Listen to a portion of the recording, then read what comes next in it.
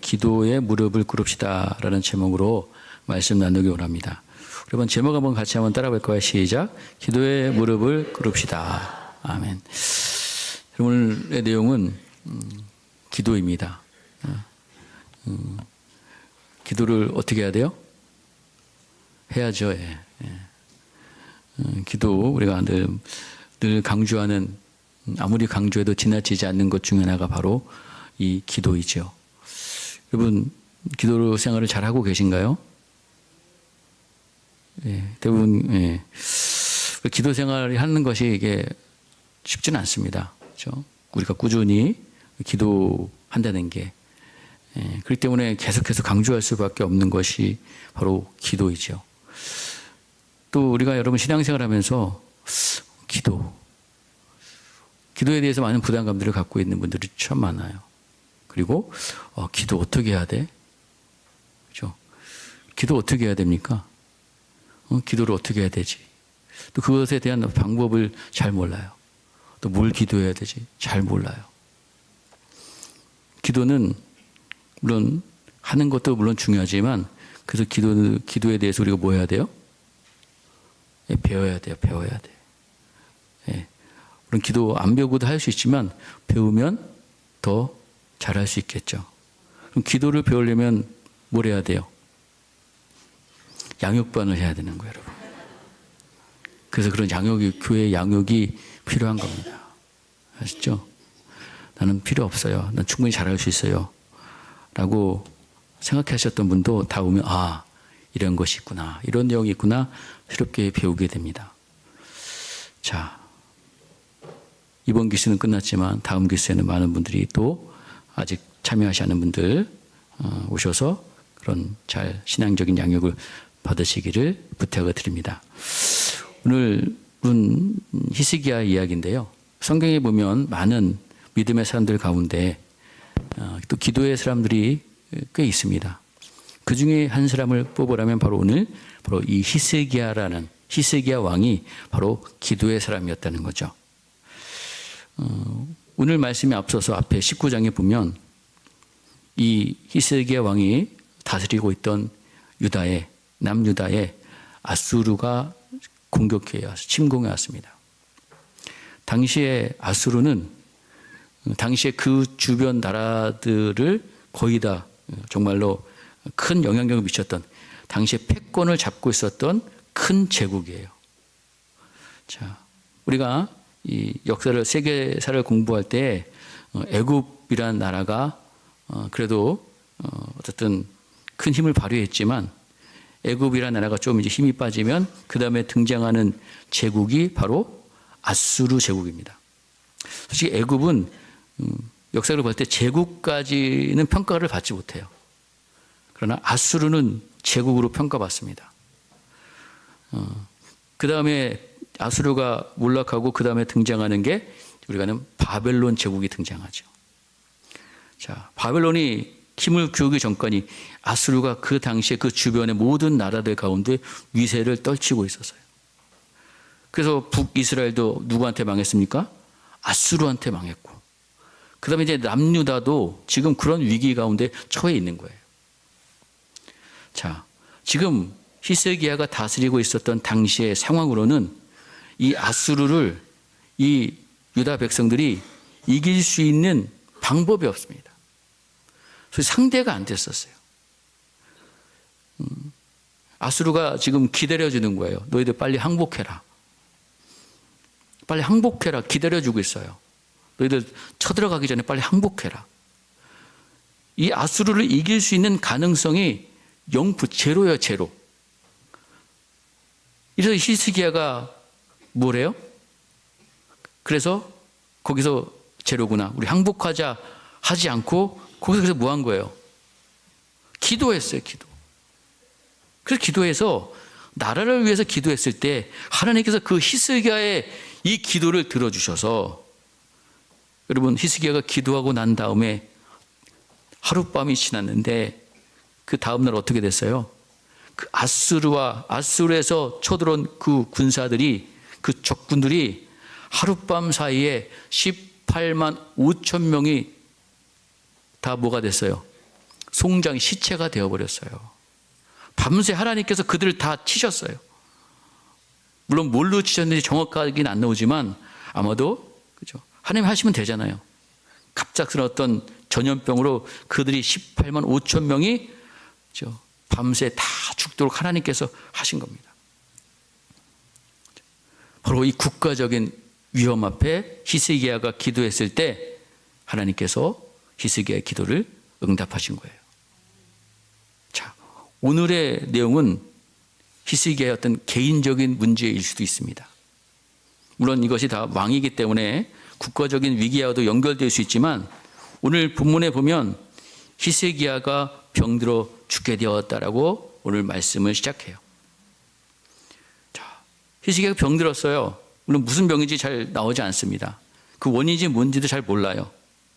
근데 어쨌든 히스기야가 병이 걸렸는데 그때 하나님께서 누구를 보내셨어요?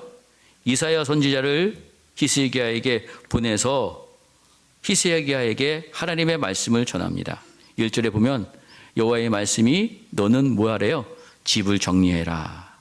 그리고 내가 죽고 살지 못하리라.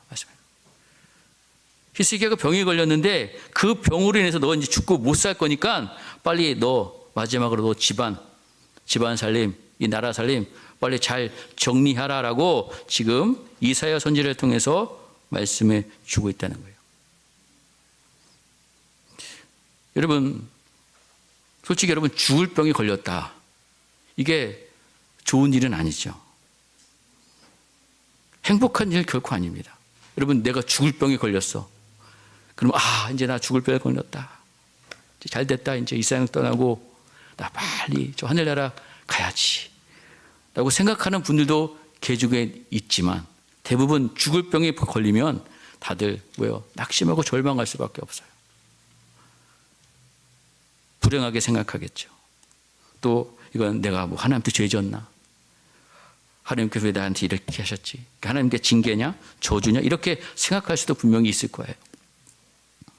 여러분, 근데 히스기야는 분명히 하나님께서 히스기야를 어떻게 평가하고 계시냐면 하나님 보시기에 선한 왕이라고 평가받은 사람입니다. 북이스라엘 왕들은 다 악한 왕들이었고요. 자, 남쪽 유다 왕들은 악한 왕들도 있었죠. 대부분 그래도 하나님께서 그래도 어느 정도는 그래 그 정도면 됐다. 중간적으로 평가하는 사람들이 대부분이었고 특별히 그 중에 하나님으로부터 좀 좋게 평가받는 손가락 안에 꼽는데 그 중에 한 사람이 바로 이 히스기야 왕이었다는 거예요.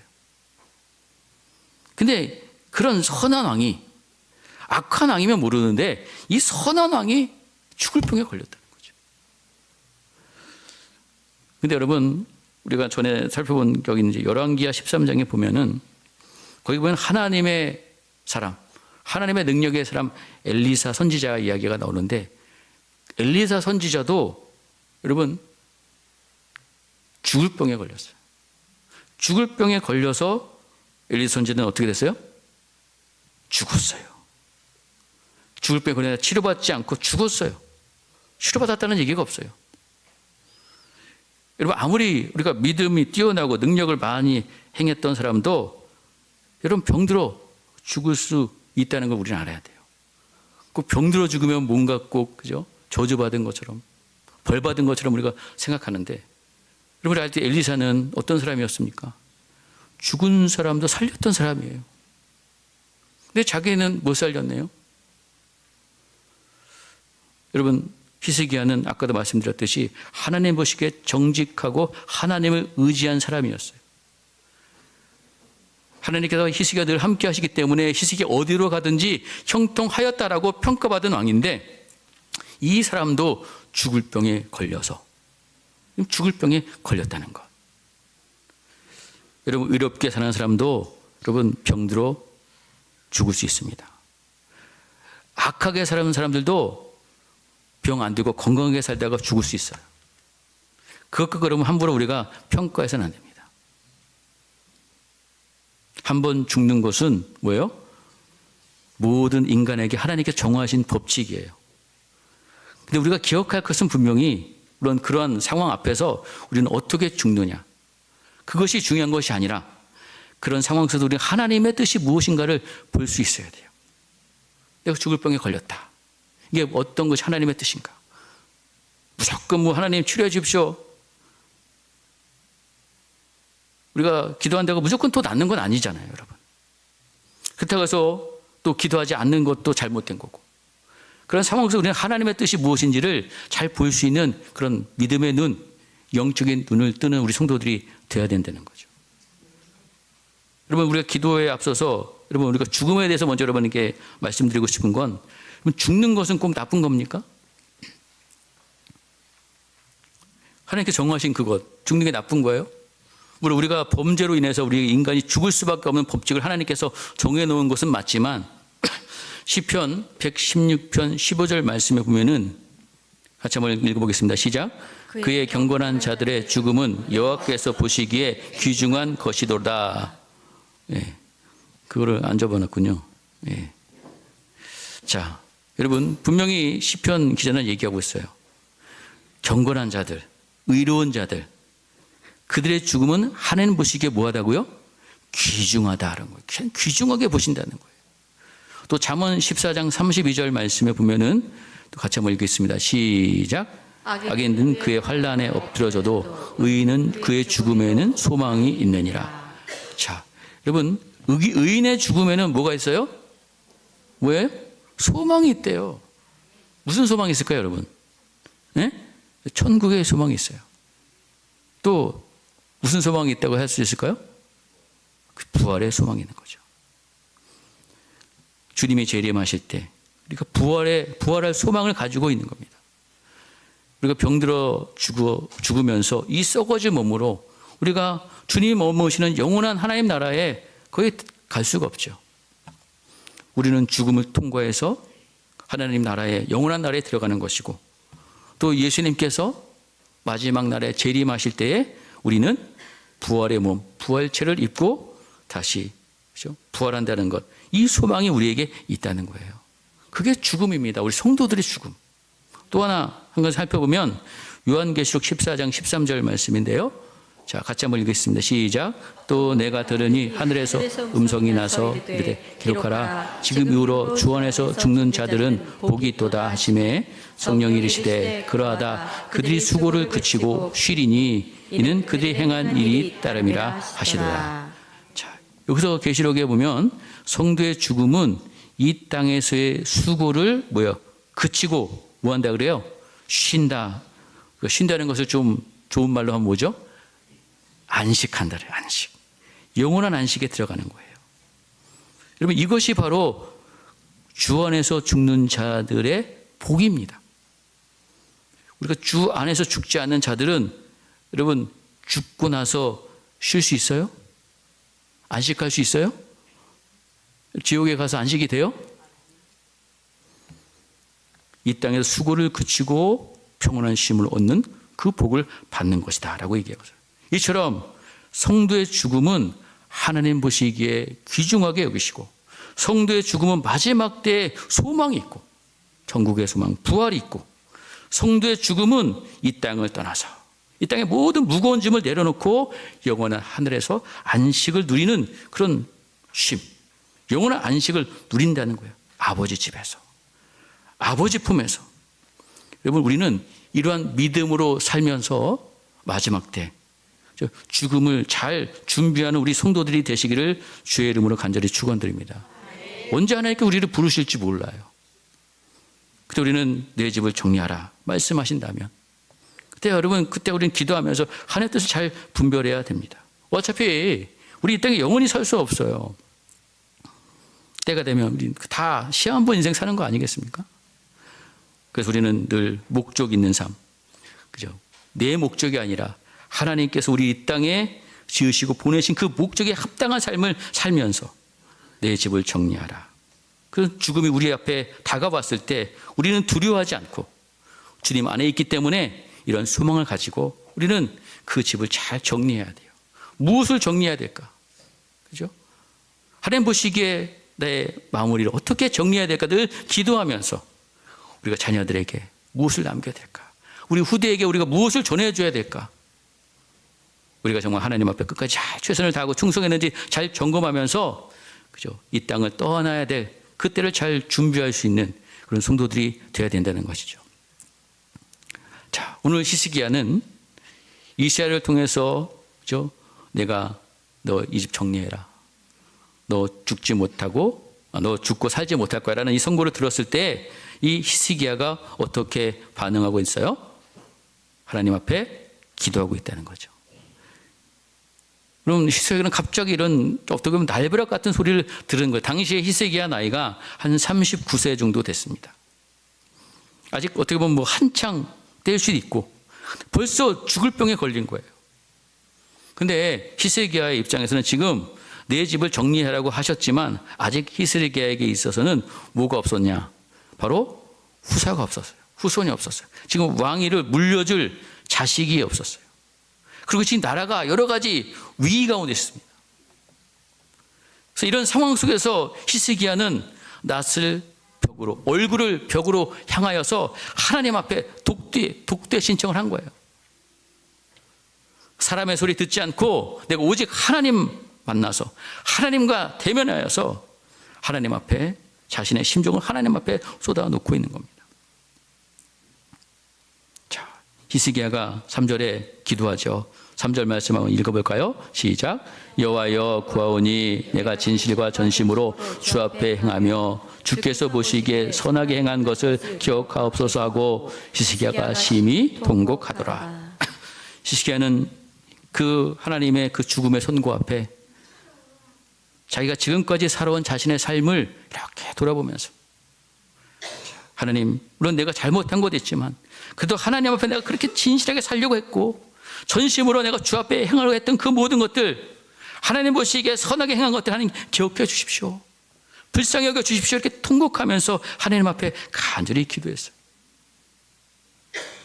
자, 히스기야가 이렇게 기도했을 때 하나님께서 이 히스기야의 기도를 응답하십니다. 근데 그것도 즉시 응답하셨어요. 자, 여러분 항상 우리가 원하는 거 있죠. 좀 빨리 좀 응답됐으면 좋겠다. 히스기야의 기도는 정말 즉시 응답돼서 이사야가 이 하나님의 말씀을 히스기야에게 전하고 나서 그렇죠? 왕궁을 떠나기 전에 왕궁을 나가기 직전에 바로 하나님께서 다시 이사야에게 하나님의 말씀이 전해집니다. 그렇죠? 이사야가 여호와의 말씀을 다시 듣게 돼요. 그래서 하나님께서 말합니다. 우리 5절도 한번 같이 읽어볼까요? 시작. 너는 돌아가서 내 백성의 주권자 히스기야에게 이르기를 왕의 조상 다윗 하나님 여호와의 말씀이 내가 내 기도를 들었고 내 눈물을 보았노라. 내가 너를 낫게 하리니 내가 3일 만에 여호와의 성전에 올라가겠고. 그렇습니다. 자, 왕궁을 벗어날 때 히스기야의 전할 말씀을 주셔서 다시 돌아가서 하나님의 말씀을 전하게 합니다. 히스기야의 하나님 기도를 들어주셨어요. 그래서 다시 이사야를 통해서 하나님께서 말씀으로 역사해 주십니다. 여러분, 우리가 기도하면 하나님께서는 그 기도를 들어주십니다. 우리의 눈물을 닦아 주십니다. 여러분, 히스기야 기도를 들어주셨고 눈물을 보셨다. 그러면서 히스기야 내가 치료해 줄게. 그래서 내가 치료받아서 3일 만에 성전으로 올라갈 것이다. 라고 이사야를 통해서 하나님께서 응답해 주셨어요. 그리고 거기서 어떤 응답까지 주십니까? 너 15년을 더 살 것이다. 자, 치료받아서 이제 앞으로 15년을 더 살 것이다. 그러니까 거기서 말씀 멈춘 것이 아닙니다. 그리고 이 성을 아수르의 손에서 구원해 줄 것이다. 이런 소식까지 하나님께서 더불어 플러스로 응답하셔요. 지금 이 나라를 위해서 구한 것이 아니에요. 지금 자신의 질병 때문에 치료해달라고 아마 기도했을 텐데 하나님께서는 그것까지 응답해 주고 계실 거예요. 그래서 이사야가 이제 무화과 반죽을 가져오려고 하죠. 그래서 그 반죽을 가지고 그 이사야의 아픈 곳, 아마도 이걸 보면 어떤 피부에 관한 병, 피부에 염증이 생긴 그런 병인 것 같아요. 근데 죽을 병인 건 맞습니다. 근데 그것을 이제 치료하고 있어요. 그 약을 발라서. 자, 여러분, 우리가 이 과정을 보면 히스기야의 병이 어떤 피부와 관련된 질병이었고 그로 인해서 죽게 되었는데 무화과 반죽을 발라서 여러분 치료되었다라는 것이죠. 그럼 우리가 이 말씀을 듣고 집에 가서 무화과 반죽을 만들어서 내 아픈 곳마다 다 이렇게 하면 치료가 되느냐? 예. 그건 아니죠, 여러분. 우리가 이것을 보면서 우리가 한 가지 깨달아야 될 것은 뭐냐면 하나님께서는 의학적인 치료도 허락하고 계시다는 거예요.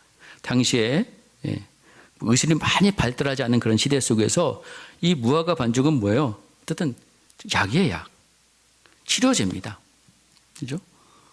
그걸 통해 하나님께서 치료하고 계신 거예요. 그러니까 우리가 여러분 건강 문제가 생겼을 때 어떤 사람은 약을 먹고 또 병원 가면 뭐 없다 그래요? 저 믿음이 없는 것들이라고 생각합니다. 하나님을 의지하지 왜 약을 의지하고 왜 의사를 의지해? 기도만 해. 여러분 히스기야 보십시오. 그랬어요, 안 그랬어요? 이사야가 그러지 않았어요. 약도 발라줬어요. 여러분 이런 말씀을 여러분 잘 분별해야 돼요. 주위에 그런 사람들이 있으면 여러분 가까이 하지 마십시오. 자, 여러분 약을 먹고 병원에 가는 것도 여러분 그것이 그 가운데 하나님께서 치료하시는 거예요. 그 약이 치료하는 것이 아니라 의사가 치료하는 것이 아니라 하나님께서 치료해 주실 줄을 믿으시기 바랍니다. 그죠? 자, 여러분 그래서 히스기야가 이제 이사야의 그 무화과 반죽까지 받으면서 이제 히스기야가 뭐라 그래요? 여호와께서 나를 낫게 하신다면 3일 만에 내가 성전에 올라가신다고 하시는데 그럼 나에게 징표를 보여주십시오라고 징표를 요구하죠. 치료해 주시는 징표를 요구하고 있어요. 자, 그 요구를 하나님께서 이사야를 통해서 들어주는데 두 가지 둘 중에 하나를 선택하라고 그러죠. 해 그림자를 10도 앞으로 가게 할 것인가 아니면 뒤로 가게 할 것인가. 자, 그를 요구하니까 히스기야가 뭘 선택해요? 더 어려운 것, 뒤로 가는 것, 그죠? 앞으로 나가는 것보다 뒤로 가는 게 더 어려우니까 그것 해달라고 요구합니다. 그러자 이사야 선지자가 또 하나님 앞에 간구하니까 지금 히스기야가 선택한 대로 하나님께 그 방법대로 해 그림자를 10도 뒤로 물러가게 하였다라는 내용이 오늘 본문의 말씀이에요. 자, 여러분 오늘 말씀은 중요한 것, 기도를 통해서 히스기야가 문제를 해결받고 하나님의 역사를 경험하게 되었다는 겁니다. 여러분, 저와 여러분도 이 기도를 통해서 여러분의 문제를 해결받고 하나님의 역사를 경험하게 되기를 간절히 소망합니다. 여러분, 왜 기도를 해야 되느냐? 왜 기도가 중요한가? 여러분, 따라해 봅시다. 기도하지 않으면 우리는 죽는다. 여러분, 기도 안 하면 정말 죽나요? 그러면 이러면 이렇게 생각, 나 기도 잘 안 하는데 이렇게 살아있지? 라고 생각하시는 분들이 있는지 모르겠어요. 여러분, 기도 안 해도 이렇게 잘 살고 있는데요? 여러분, 오늘 우리가 읽던 말씀 보면 히스기야가 병을 걸렸어요. 죽게 되었습니다. 히스기야가 즉시 기도했어요. 그리고 이사야 말씀 듣고 나는 죽는구나, 끝이구나. 만약에 그렇게 딱 포기하고 이사야가 만약에 기도하지 않았다. 그러면 어떻게 됐을까요, 여러분? 아니, 히스기야가 기도하지 않았다 그러면 어떻게 됐을까요? 예? 그래도 살아났을 것이다. 그렇게 생각하세요? 히스기야가 이사야 선지자를 통해서 너 죽는다, 곧 죽는다 말 듣고 아이고 끝났구나, 난 죽겠구나. 에휴, 그래, 복잡한 세상 빨리 가자. 여러분, 기도하지 않았으면 히스기야는 당연히 뭐예요? 죽는 거예요. 기도했기 때문에 하나님께서는 히스기야의 병을 치료해 주셔서 15년 연장받고 또 내가 아수르의 손에서 너를 구원해 줄 것이라는 응답을 받은 거고 그렇게 된 겁니다. 여러분, 이것을 통해 우리에게 주시는 교훈이 뭐냐? 여러분, 물론 어차피 우리가 영원히 이 땅에서는 살 수 없어요. 아까 말씀드려도 병이 걸려 죽든 또 나이가 들어서 수명이 다해서 죽든 우리는 반드시 죽습니다. 그렇죠? 영원히 사는 건 아니에요. 어차피 죽어요. 그럼 오늘 이 말씀을 통해서 하나님께 우리에게 주시고자 하는 내용은 뭐냐? 여러분, 기도하지 않으면 우리는 죽는다. 이 말씀이 뭐냐면 기도가 우리의 생명이라는 거예요. 여러분, 기도가 우리의 생명입니다. 기도해야 우리가 살 수 있다는 거예요. 물론 여러분, 기도하면 우리의 모든 만병이 다 치료받는다. 그게 아니에요. 기도하면서 우리가 그 하나님의 뜻을 찾아야 돼요. 하나님의 뜻 가운데 있을 때 하나님께 치료하는 것이 하나님의 뜻이라면 치료해 주실 것이고, 중요한 것은 여러분, 우리가 기도해야지 산다는 겁니다. 뭐가 살아요? 기도해야지 우리의 영혼이 살아나는 거예요. 기도하지 않으면 우리의 영혼은 죽을 수밖에 없습니다. 기도하는 자에게 하나님께서 기도는 하나님과 우리와 연결된 어떤 수로와 같은 거예요. 그 물이 끊기면 어떻게 돼요? 다 목말라 메말라 죽는 것처럼, 그렇기 때문에 하나님께서 우리에게 기도하라고 하시는 거예요. 기도하지 않으면 우리가 어떻기 때문에? 죽기 때문에. 기도하지 않으면 우리가 어떻게 되기 때문에? 망하기 때문에. 지금 여러분, 이 읽은 당시에 이 독자, 1차 독자들, 바벨론의 포로로 잡혀온 사람들, 왜 자신들이 왜 망했느냐? 뭐 안 했다? 기도하지 않았다. 자, 여러분, 우리가 왜 기도해야 되는지, 왜 기도가 중요한지, 여러분, 하나님께서는 기도해야지 들어주세요. 자, 여러분, 히스기야가 여러분 병이 들었죠. 히스기야가 병이 들었을 때 하나님은 히스기야의 모든 것 다 알고 계셨어요. 히스기야가 어떤 병에 걸렸는지, 그죠? 그래서 이사야를 통해서 지금 가서 내 집 정리하고 너 곧 죽는다. 그래서 선언에 선포해 주셨거든요. 선고해 주셨어요. 하나님 다 알고 전해 주신 겁니다. 여러분, 하나님께서, 그죠? 모든 사람에게 다 이런 사람들 보내서 일일이 너 집 정리해라, 너 죽는다고 다 알려주셨어요? 성경에 보면. 왜 하나님께서 이사야를 히스기야 왕에게 보내셔서 이것을 알려주실까요? 아니면 어차피 이렇게 고쳐 주실 것이라면 아예 병을 주시지 말던가, 아니가 뭐 병 주고 약 주고, 뭐 하나님이 정말 우리를 갖고 노는 건가요? 자, 하나님이 우리 좋으신 아버지라고 얘기는 하는데, 이런 하나님이 좋으신 아버지신가요? 우리가 이런 질문을 한번 해볼 수 있어요. 자, 여러분이 자녀들을 키우시면서, 여러분이 부모로서, 우리는 자녀들의 여러분 피로, 자녀들의 생각, 자녀들의 상황, 자녀들의 그 모든 것들을 여러분 잘 알고 계시나요? 물론 어느 정도는 알고 계시겠지만, 자녀들이 이거 성장하면 성장할수록 잘 공유하지 않아서 우리가 아는 것들이 점점 줄어들 수밖에 없어요. 정말 그 아이들의 필요, 생각, 상황, 환경 모든 것을 우리가 알고 있다면, 그들이 원하는 것, 바라는 것, 우리가 정말 능력이 있다면 그 능력 안에서 다 주고 싶죠. 공급해 주고 싶죠. 해결해 주고 싶죠. 이게 부모의 마음 아니겠습니까? 그러면 여러분, 우리가 하나님께 이것을 한번 적용해 봤으면 좋겠어요. 여러분, 하나님은 우리의 생각을 다 아시나요? 모르시나요? 예? 다 모르시는 것 같죠, 여러분, 지금? 여러분, 여러분의 필요를 다 알고 계실까요? 모르고 계실까요? 다 알고 계시죠. 생각도 다 아시고요. 필요 다 아시고요. 여러분의 상황, 형편 다 알고 계세요. 그걸 모르신다면 뭐가 아니에요? 하나님이 아니죠. 근데 왜 안 도와주냐 이거죠. 왜 그냥 내버려 주실 것 같죠? 그죠? 그렇게 생각해 보시죠. 왜 안 도와주실까요? 그죠? 기도하지 않기 때문에 그렇다는 거예요. 구하면 뭐 한다 그랬어요? 구하지 않으면 기도하지 않기 때문인 거예요. 하나님께서 우리에게 기도하라 하신 이유가 바로 기도를 통해서 내가 너에게 모든 것들을 공급해 주겠다. 이것이 하나님께서 우리와 세워놓으신 방식이에요.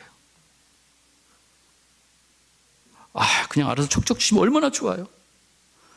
알아서 좀 때때때 딱 주시면 얼마나 좋아요. 그리고 그거는 우리의 생각이에요. 그 이기적인 생각이에요.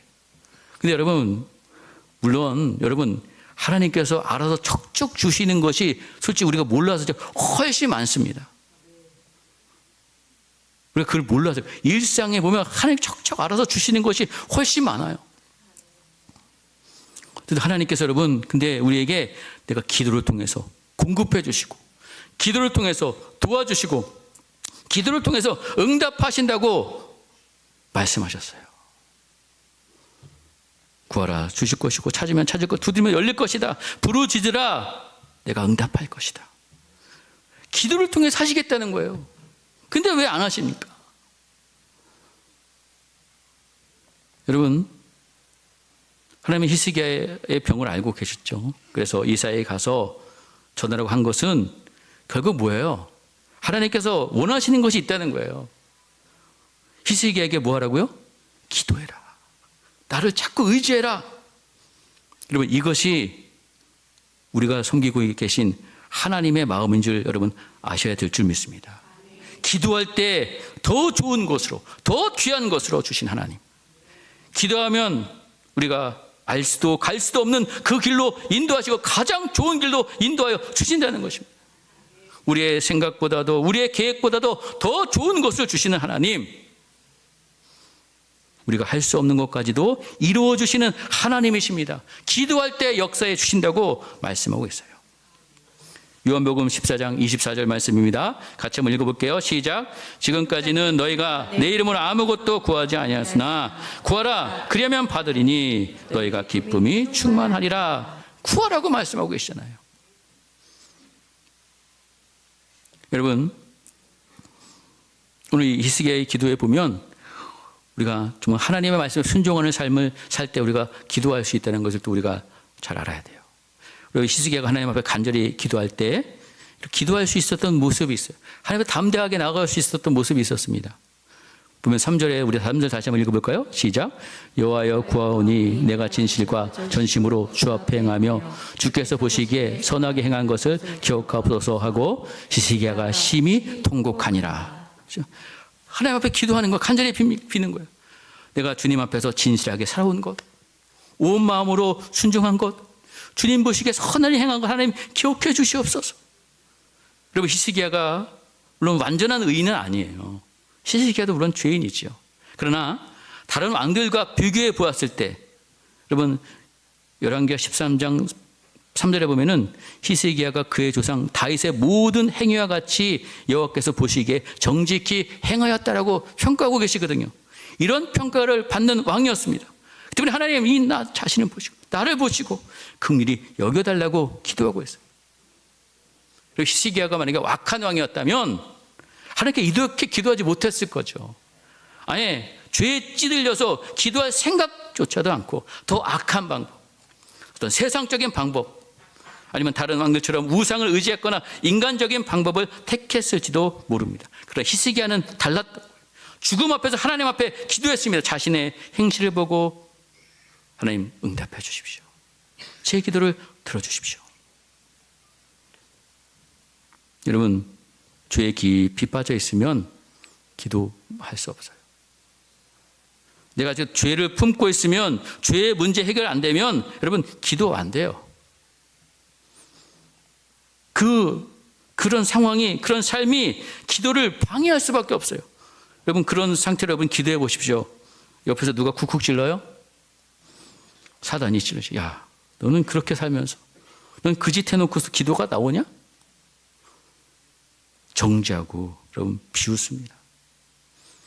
여러분, 우리는 무엇을 의지해서 기도해야 될까요? 그렇죠? 여러분, 우리가 히스기야처럼 이렇게 아마 여러분 이렇게 자신 있게 기도하지 못할 거예요. 그러나 우리가 먼저 하나님 앞에 그래서 회개해야 되는 거예요. 예수 보혈을 의지해서 하나님, 나는 죄인입니다. 예수의 공로를 의지해서 우리는 그 은혜의 보좌 앞에 담대히 나아가는 거예요.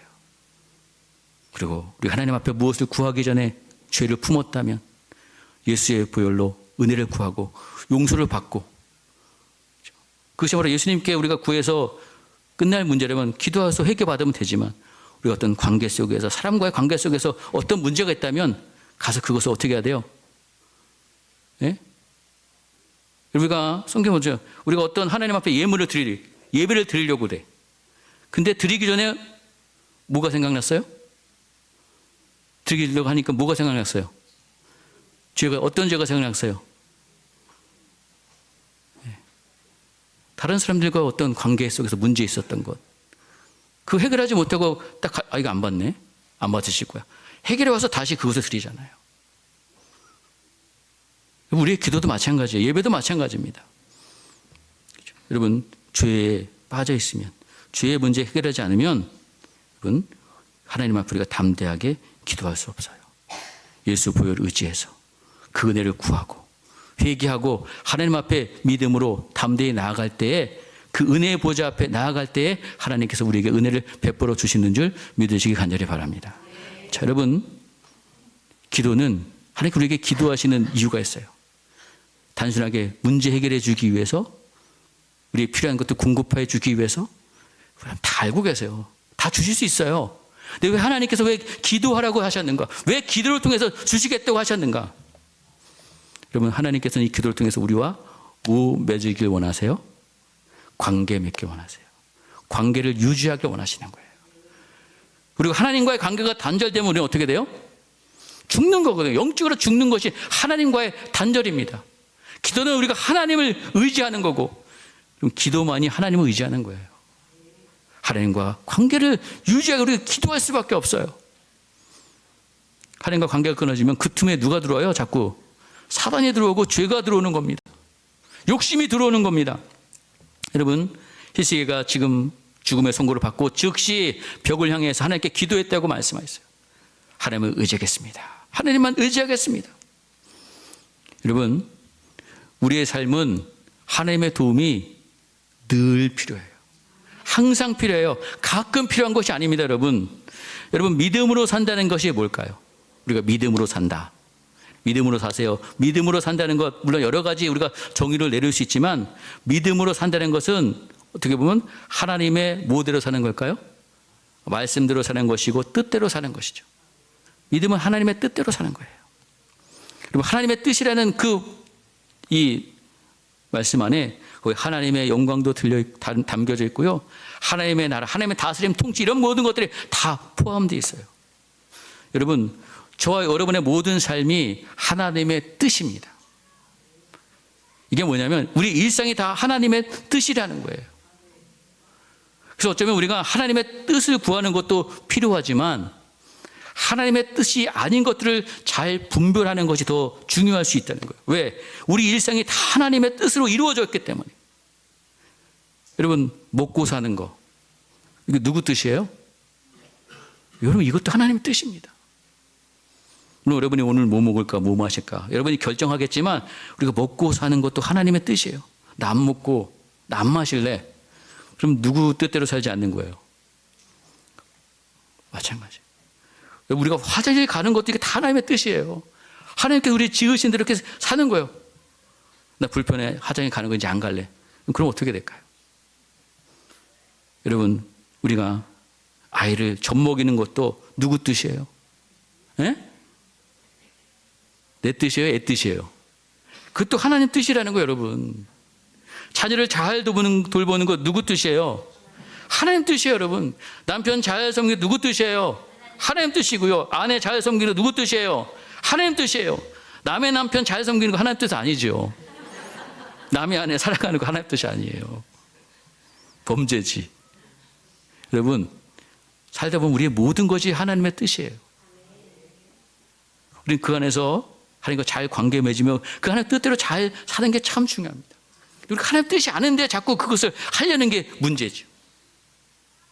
자, 여러분, 마지막으로 정리하면서 마태복음 7장 12절 말씀 같이 한번 읽어볼게요. 시작. 그러므로 무엇이든지 남에게 대접을 받고자 하는 대로 너희는 남을 대접하라. 이것이 율법이요 선지자니라. 그렇습니다. 자, 너희가 무엇이든지 남에게 대접을 받고자 하는 대로 너희도 남을 대접하라. 이것이 율법, 선지, 예언서, 성경의 본 뜻이다라는 이야기거든요. 여러분, 제가 예전에 한번 이 말씀을 드린 적이 있는데, 자, 여러분, 우리가 성경을 읽을 때 이 한 절만 딱 읽으면, 아, 대접을 잘하면 너도 대접 받는다는구나. 먼저 딱 사랑하면 다른 사람한테도 사랑을 받을 수 있다는 그런 이야기구나. 우리가 황금률. 그래서 이 말씀은 뭐 보통 교회 안 다니는 사람들 다 하는 그런 살아가면서 우리가 상식적인 더불어 사는 삶 속에서 참 중요한 그런 황금률과 같은 그런 법칙이다라고 해서 다 아는 내용이잖아요. 근데 여러분, 제가 이 예배를 시작하면서 이 말씀을 제가 앞에 쭉 읽어드렸어요. 그때 제가 여러분 어떤 내용에 대한 어떤 단락을 읽어드린지 여러분 기억하세요? 뭘 시작으로 했죠? 구하라, 찾으라, 두드리라. 그 본문의 그 단락은 기도의 내용 가운데, 여러분 나중에 마태복음 7장 찾아보시면 기도 내용 가운데 이 12절 말씀이 거기에 딱 붙어 있어요. 그러니까 그 말씀에 이것을 붙어 있다는 것은 이 말씀이 뭐와 관계 있다? 기도와 관계 있다는 말씀이라는 거죠. 그럼 왜 이게 기도와 관계가 있을까? 자, 여러분, 우리가 남을 잘 대접해야 되죠. 맞아요? 틀려요? 맞지만 여러분, 우리는 먼저 누구를 잘 대접해야 돼요? 에? 하나님을 잘 대접해야 돼요. 그리고 하나님을 여러분 하나님으로 대접해 드리는 것이 뭘까요? 뭐예요? 기도라는 거예요, 여러분. 기도. 내가 하나님을 하나님으로 대접해 드리는 것, 바로 그것이 기도라는 거예요. 우리 하나님이 나의 아버지로 인정해 드리는 것, 바로 기도라는 거예요. 하나님으로 인정하지 않기 때문에 기도 안 하는 거고, 나의 아버지로 생각하지 않기 때문에 기도하지 않는 거예요. 여러분의 자녀들이 여러분을 찾지 않는 거, 여러분 아버지로 인정하지 않아서 그런 것일 수도 있다는 것. 여러분, 그래서 하나님은 기도를 기뻐하십니다. 하나님께서는 이 기도를 통해서 영광 받으시고 우리가 인정받기를 원하신다는 거예요. 하나님 우리가 최고로 경외합니다. 예수님 제일로 사랑합니다. 성령 온전히 의지합니다. 이것이 바로 여러분 기도하는 거예요.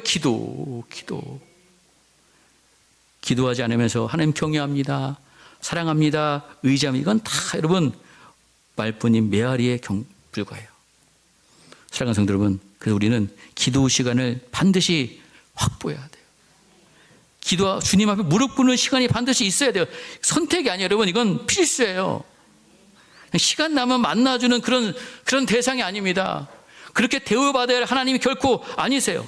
시간과 장소를 딱 정해서 하나님을 하나님으로 대접해 드릴 때에 하나님은 우리를 뭘로 대우해 주세요? 에? 자녀로 대우해 주시는 거예요. 하나님으로부터 그 자녀로 대우받는 여러분 성도들이 되시기를 주의 이름을 간절히 축복합니다. 여러분 이스라엘 백성들 왜 망했어요? 왜? 기도하지 않아서 하나님을 하나님으로 대접해 드리지 않았기 때문에 지금 그들이 망해서 포로지에 와서 끌려가서 있는 거예요. 하나님께 기도하면 모든 환난에서 너희를 건지시고 고치시고 치료해 주시고 보호해 주신다. 정신 차려라. 이 포로지에 끌려온 백성들아, 이 이야기를 이 열왕기서를 쓴 저자가 하고 싶은 겁니다. 여러분 적당히 하다가 미루다가 여러분 훅 가는 거예요. 여러분의 기도하는 시간 언제입니까? 기도의 장소는 어디예요? 그럼 그걸 정해야 돼요. 하나님 앞에 정해야 됩니다. 여러분 기도하지 않는 사람들, 여러분 사단이 두려워하지 않아요. 사단에 반비될 수밖에 없어요. 기도하는 자를 사단이 두려워합니다. 하나님께서 그 기도를 들으시고 우리의 기도의 모습 속에서 이 시시각각 하나님께서 응답해 주시는 거예요. 우리가 구하고 원하는 것보다 생각하는 것보다 더 능히 넘치도록 주시는 하나님이십니다. 그런데 왜 이 기도의 특권을 왜 사용하지 않느냐는 것이죠. 사랑하는 성도 여러분, 기도하길 바랍니다. 오늘 기도하기로 결단하길 바랍니다. 응? 작은 문제라도 기도할 수 있길 바라고, 기도만이 여러분 우리가 사는 길이에요. 히스기야 기도를, 또 오늘도 이사야의 기도도 하나님께서 이렇게 응답해 주십니다. 개인적인 문제든 어떤 국가적인 문제든 그 문제 다 하나님 앞에 나가면 여러분 하나님만이 해답이 되세요. 하나님만이 해답이 되세요. 그 하나님의 은혜를 누리시고 경험하는 모든 성도님 되시기를 주의 이름으로 간절히 축복드리겠습니다.